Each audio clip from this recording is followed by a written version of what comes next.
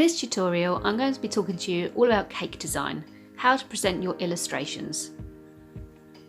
It's always best to work on plain paper. It could be coloured paper, and maybe even themed paper if you've got a particular idea for how you want your afternoon tea or cake to look.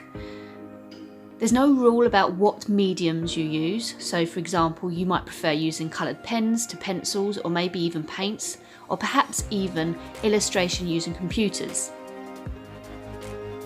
I start off by drawing a simple line drawing in pencil.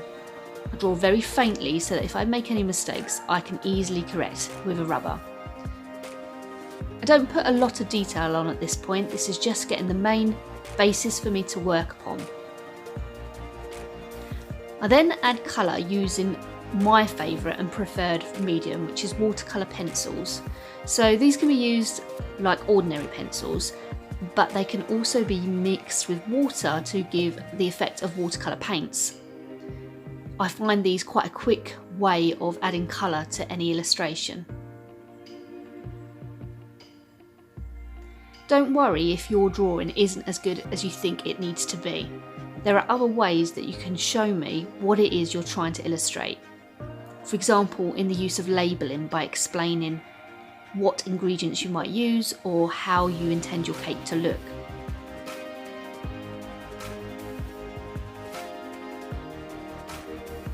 Remember that you should be theming your cake designs to your chosen theme. Refer back to your research, and especially any visual research you've collected, as this will help you with your design ideas.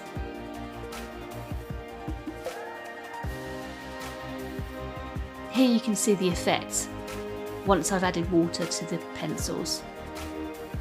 It makes it much easier to blend the colours. I personally find this easier to control than just standard paints, and quicker than just using coloured pencils.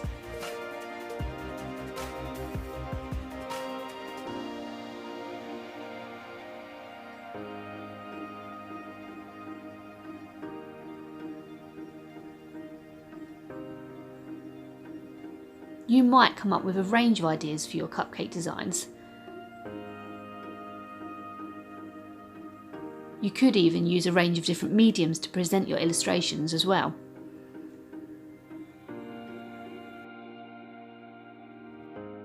Another way of showing and illustrating your cake design is to show a cross section of that cake.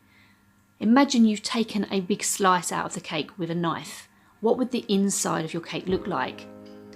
This is a good way of showing the sponge, as generally speaking, when you've drawn an illustration of your cake, it shows the decoration on top and that hides what's underneath. So by completing a cross section, I have a better idea of what you plan to have for your filling of your cake and the main sponge. You might, like I have on this design, decide that you want to place other ingredients inside so that once you bite into the cake, something else comes out. A cross section again is another way of showing me this.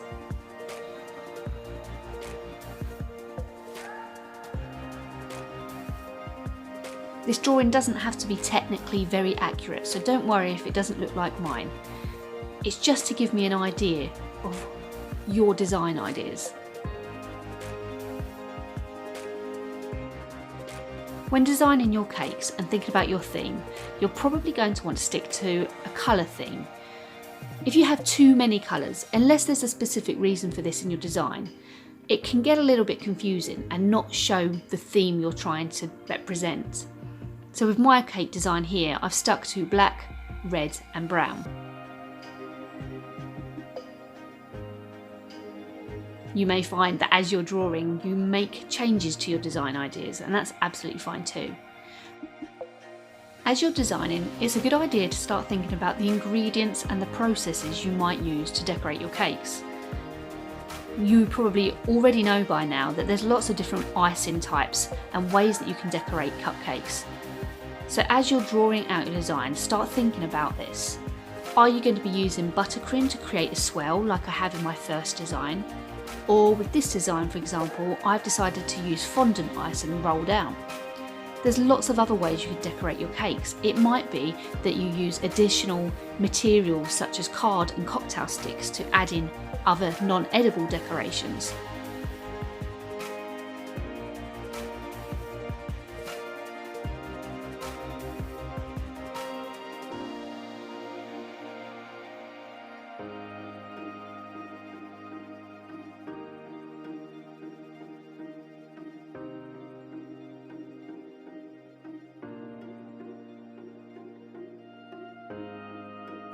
I like using fine liners and brush pens to just neaten up my illustrations and make things more clear.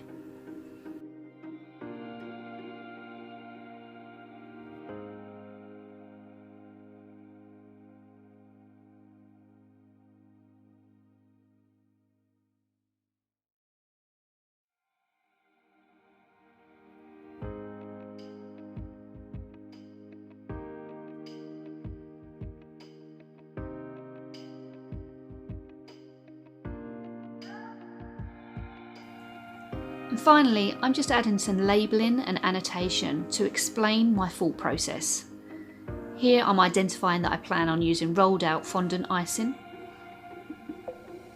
And I'm also identifying what equipment I might use.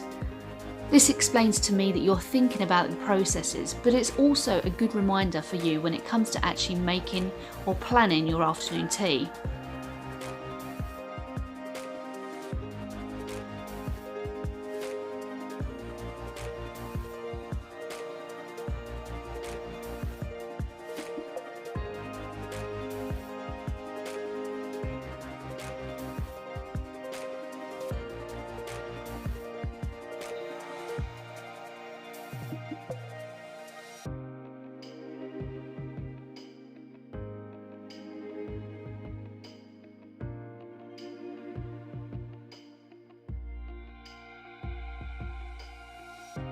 You may find it useful and relevant to add in additional research to your design pages. Perhaps a reference picture, something that you've printed out, in line with the theme that you've decided to follow for your afternoon tea. This might also improve the presentation of your illustration page, as well as act as a good reference point for you.